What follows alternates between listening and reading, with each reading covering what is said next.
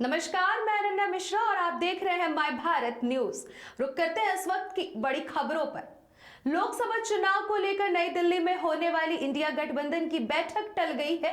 कांग्रेस की तरफ से इस बैठक को बुलाया गया था, जिसमें विपक्ष के कई बड़े नेता हिस्सा लेने वाले थे। अगले साल होने वाले लोकसभा चुनाव को लेकर रणनीति बनाने के लिए इंडिया गठबंधन की बैठक होने वाली थी। दरअसल इंडिया गठबंधन की ये बैठक ऐसे समय पर टली है जब कांग्रेस को 5 राज्यों में हुए विधानसभा चुनाव में बुरी तरह हार झेलनी पड़ी है। लेकिन तेलंगाना एकमात्र ऐसा राज्य है जहां कांग्रेस सरकार बनाने में सफल रही।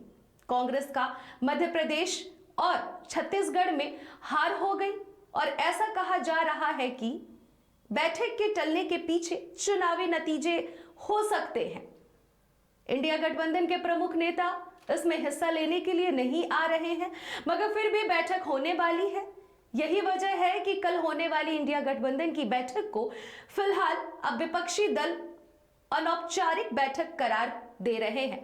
माना जा रहा है कि बिहार के मुख्यमंत्री नीतीश कुमार, पश्चिमी बंगाल की मुख्यमंत्री ममता बनर्जी और समाजवादी पार्टी के मुखिया अखिलेश यादव ने न आने की खबरों के बीच इंडिया गठबंधन को लेकर उठ रहे सवालों के चलते इसे बीच के रास्ते के तौर पर निकाल गया है। यह बैठक कांग्रेस अध्यक्ष मल्लिकार्जुन खड़गे के आवास पर होगी। वहीं आपको बताते चले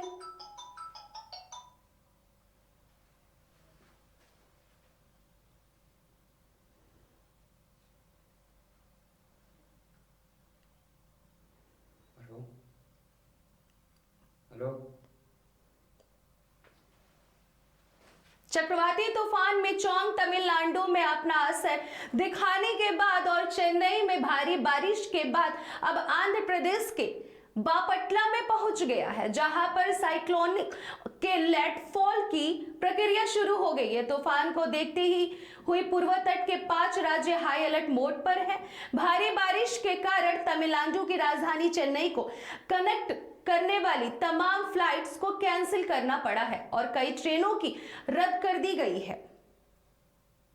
चक्रवाती तूफान मेचोंग के दक्षिण भारत के राज्यों में जबरदस्त तरीके से प्रभाव डालना शुरू कर दिया है। चक्रवाती तूफान मेचोंग की वजह से हुई जबरदस्त बारिश के चलते शहर के एयरपोर्ट को पूरी तरह से बंद करना पड़ा है। भले ही चेन्नई में बारिश रुक गई है, मगर बारिश की वजह से जमा हुआ पानी अभी भी बाहर नहीं निकल पा रहा है, जिसकी वजह से शहर में बाढ़ जैसे हालात पैदा हो गए हैं।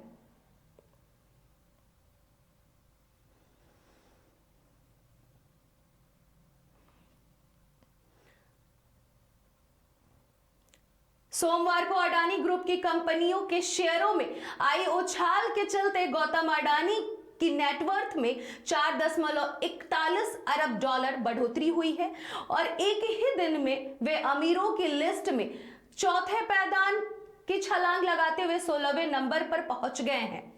अडानी ग्रुप के शेयरों में बीते सप्ताह से ही तेजी देखी जा रही है और 5 राज्यों में चुनावी नतीजे आने के बाद शेयर बाजार में उछाल के बीच अडानी स्टॉक्स भी बिजली की रफ्तार में भाग रहे हैं।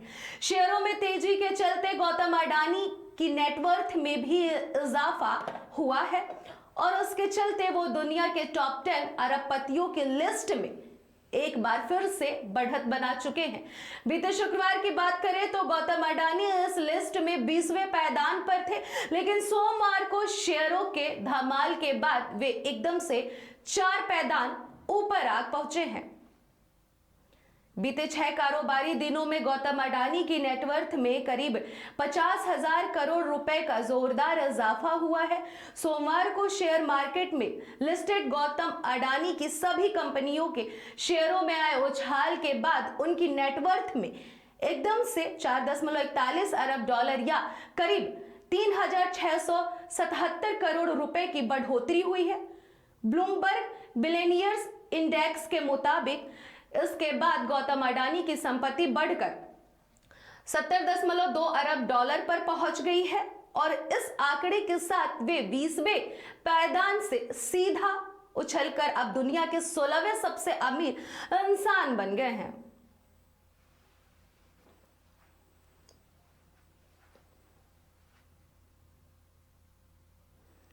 जवान की ताबड़तोड़ सफलता के बाद शाहरुख खान एक बार फिर से तहलका मचाने आ रहे हैं अपनी ओपनिंग फिल्म डंकी के साथ, जिसका डायरेक्शन जाने माने और पहचाने हुए डायरेक्टर राजकुमार हिरानी ने किया है। वहीं राजकुमार हिरानी जिन्होंने मुन्ना भाई MBBS, लगे रहो मुन्ना भाई, 3 इडियट्स, PK और संजू जैसे दमदार मूवीज दी है।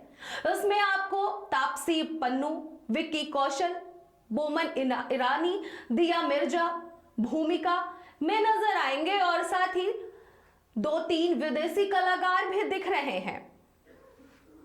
बात करें कहानी की, तो कहानी की शुरुआत सन 1995 में पंजाब के लालटू से हुई थी, जब पहली बार हरदयाल सिंह ढिल्लो यानी हार्डी ने लालटू में कदम रखा था, जहां उसे 4 लोग मिलते हैं जिसकी उससे दोस्ती हो जाती है। फिर भारत में हर जगह 4 लोग बड़े फेमस है, जैसे 4 लोग क्या कहेंगे, 4 लोग देख रहे हैं, 4 लोग आ जाएंगे आदि।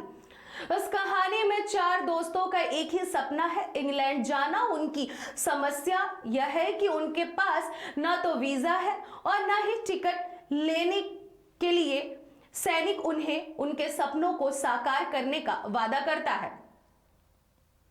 अगर बात करें चारों किरदार की, तो इनमें कुछ खूबियां भी हैं, जैसे पहला बाल काटता है, दूसरा अंग्रेजी झाड़ता है, तीसरी मतरो जिस पर हार्डी का दिल बिपिंग बिपिंग करता है, जो हार्डी के लिए किसी भी लड़ जाती है, और चौथा कपड़े दिखाता है, जैसे कि मैं आपको ट्रेलर सिखाता हूं। अब इन चारों को लंदन जाना था, लेकिन इनकी अंग्रेजी बड़ी वीक थी साहब। अब अंग्रेजी सीखने के लिए उन्होंने गुलाटी सर यानी कि बोमन ईरानी की क्लास ज्वाइन कर लेते हैं, लेकिन उसका कुछ फायदा नहीं हुआ। इस कहानी में आपको कॉमेडी, ड्रामा, एक्शन, रोमांस के साथ साथ देश प्रेम की भावना भी दिख जाएगी। फैंस इस मूवी को शाहरुख खान की तीसरी सबसे बड़ी ब्लॉकबस्टर मूवी बता रहे हैं। ये मूवी थिएटर्स में 21 दिसंबर को रिलीज हो रही है। आपको कैसा लगा ये ट्रेलर, हमें जरूर बताइएगा।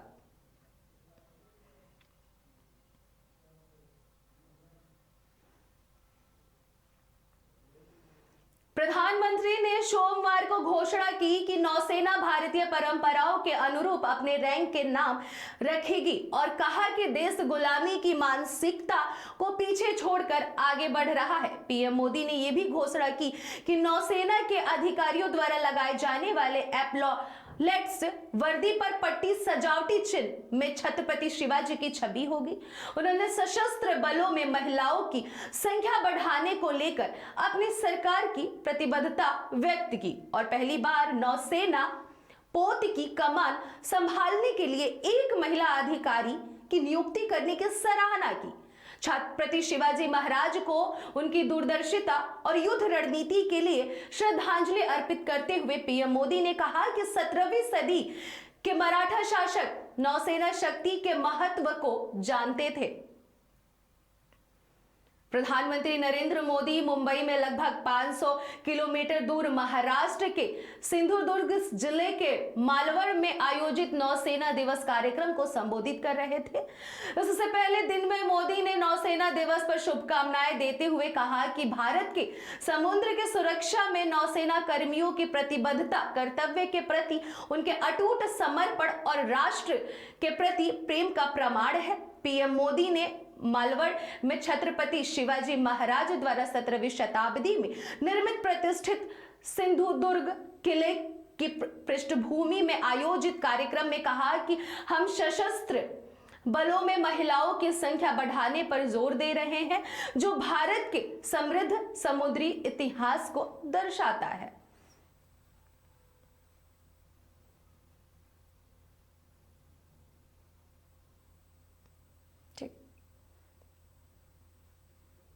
अब वक्त हो गया एक छोटे से ब्रेक का, जल्द हाजिर होंगे ब्रेक के बाद।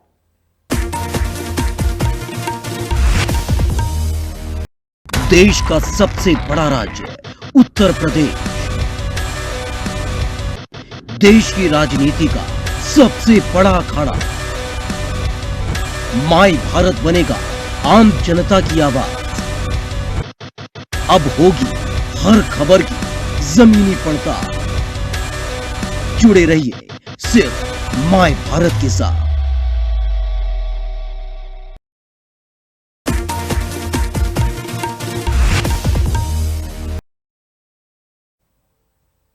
खबर के बाद एक बार फिर से आपके सामने मैं हाजिर हो गई हूं।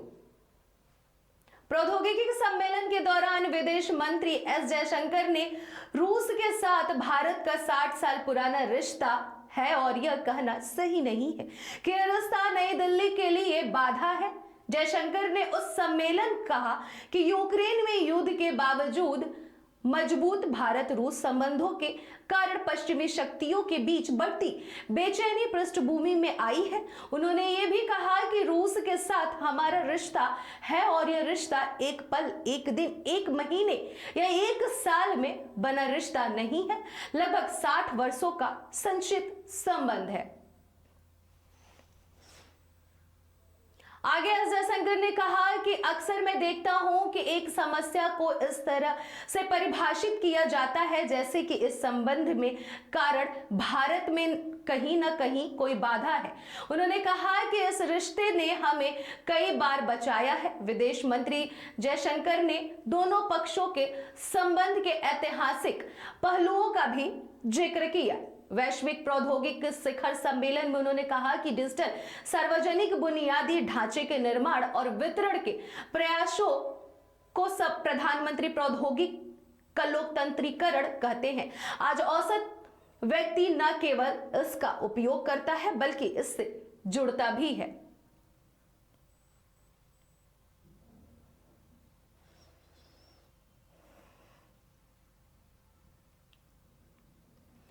संसद के शीतकालीन सत्र का आज दूसरा दिन है और इसी बीच लोकसभा के कामकाज की संशोधित सूची जारी की है।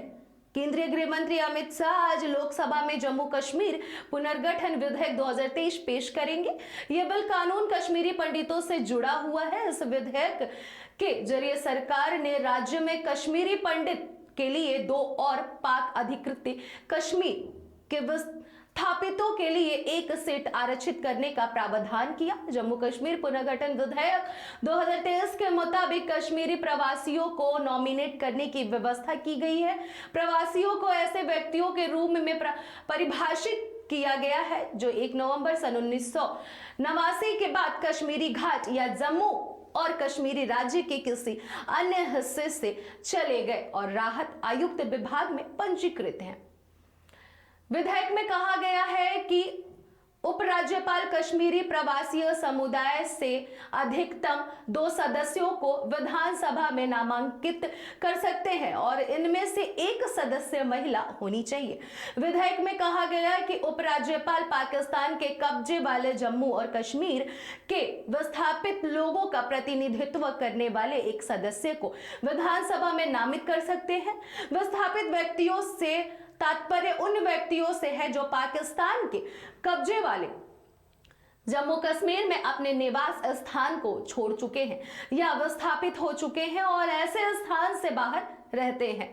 ऐसा विस्थापित सन 1947 से 48, 1965 या 1971 में नागरिक अशांति या ऐसी गड़बड़ी की आशंका के कारण होना चाहिए था। इनमें ऐसे व्यक्तियों के उत्तराधिकारी भी शामिल हैं।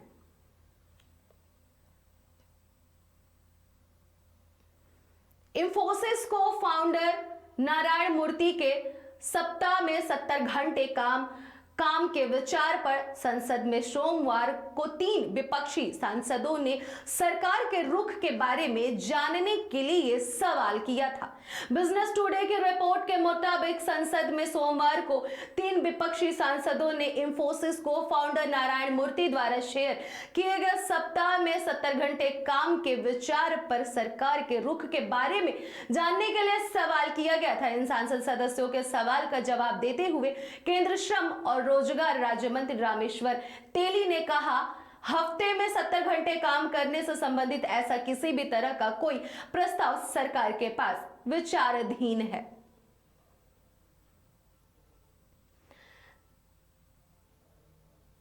नारायण मूर्ति के इस विचार को लेकर पूरे देश में नई बहस छिड़ गई थी और उद्योग जगत के दिग्गजों ने इसे लेकर टिप्पणियां की थी। हालांकि सुर्खियों में रहे इस मुद्दे को लेकर सरकार की ओर से कोई टिप्पणी नहीं की गई थी। अब इस मामले में सांसद में 3 विपक्षी सदस्यों ने इस मुद्दे पर सरकार का विचार जानने के लिए सवाल किया, जिस पर श्रम और रोजगार मंत्री सरकार का रुख साफ किया।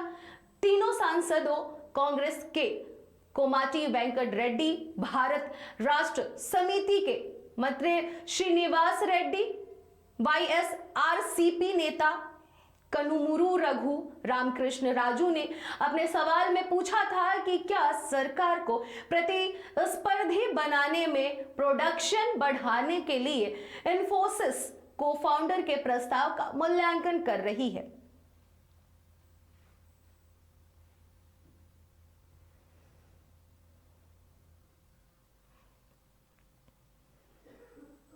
यह एक ऐसा कॉन्सेप्ट है जिसका उद्देश्य अदालत में याचिकाओं या वकीलों की उपस्थिति को खत्म करना है, मामलों का ऑनलाइन निपटारा करना है। ये अदालतें उन लोगों के लिए हैं जुर्माना भरना चाहते हैं, ट्रैफिक पुलिस नोटिस का विरोध करना चाहते हैं या समझौता करना चाहते हैं। ये अदालतें कम संसाधनों लेकिन बेहतर समय के साथ मामले को तेजी से निपटाने में मदद करती है।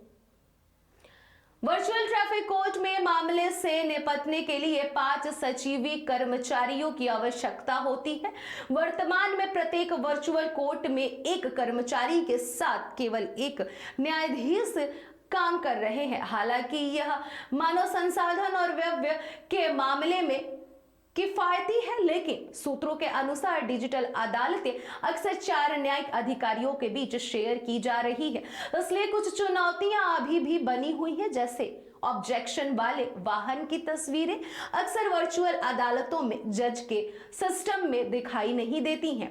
ऐसी गड़बड़ियों को अब ठीक किया जा रहा है। चालान के विरुद्ध ऑनलाइन पोर्टल के माध्यम से उल्लंघनकर्ता के भुगतान की जुर्माना राशि को रियल टाइम में दिखाने के लिए सिस्टम को भी अपग्रेड किया गया है, जिससे अदालत निपटाना से पहले पेंडिंग कुल जुर्माने का ट्रैक रख सकेगी। इस प्रक्रिया में अपराधी को ट्रैफिक अपराध के लिए चालान की एक SMS नोटिस भेजता है, जिसके बाद उसके पास ऑनलाइन जुर्माना भरने या नोटिस के विरोध करने के विकल्प होते हैं। यदि उल्लंघनकर्ता अपराध स्वीकार करना चुनता है तो व्यक्ति को ई भुगतान गेटवे पर रिडायरेक्ट कर दिया जाता है। वही आपको बताते चले कि वर्चुअल ट्रैफिक कोर्ट में मोटर वाहन अधिनियम के अनुसार पीठासीन अधिकारियों की ओर से जुर्माना लगाने या माफ किए जाने का निर्देश दिया जाता है।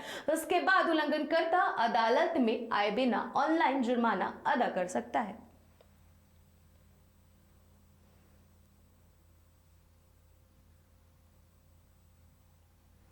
अगर आप भी हज करना चाहते हैं तो आपको बता दें कि हज कमेटी ऑफ इंडिया ने हज यात्रा 2024 के आवेदन के लिए ऑनलाइन प्रोसेस शुरू कर दिया है, जिसके चलते हज यात्री 20 दिसंबर तक आवेदन कर सकते हैं। केंद्रीय हज कमेटी के CEO लियाकत अली ने बताया कि हज 2024 के लिए फॉर्म भरने की शुरुआत हो गई है। आवेदन करने की प्रक्रिया 4 दिसंबर से प्रारंभ हो चुकी है। हज के लिए 70 साल या इससे अधिक उम्र वाले लोग भी आवेदन कर सकते हैं और वेबसाइट पर हज से संबंधित सारे दिशा निर्देश पढ़ सकते हैं। जो सभी आवेदक हज के लिए अप्लाई कर सकते हैं, उनके पास पासपोर्ट होना चाहिए और हज पॉलिसी की घोषणा हज कमेटी पहले ही कर चुकी है।